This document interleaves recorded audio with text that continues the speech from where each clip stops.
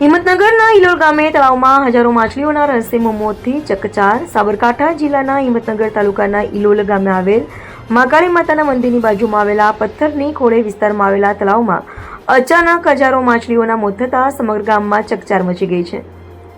તળાવના પાણીમાં મોટી સંખ્યામાં મૃત માછલીઓ તરતી જોવા મળતા સ્થાનિક યુવાનો અને ગ્રામજનો સ્થળ પર દોડી આવ્યા હતા.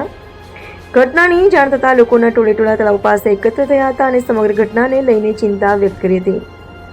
પ્રાથમિક નજરે માછલીઓના મોતનું ચોક્કસ કારણ જાણી શકાયું નથી. પાણીમાં ઓક્સિજનની અછત, પ્રદૂષણ, ઝેરી રસાયણો ભળવા અથવા અન્ય કોઈ કારણ જવાબદાર હોઈ શકે તેવી ચર્ચાઓ ચાલી રહી છે.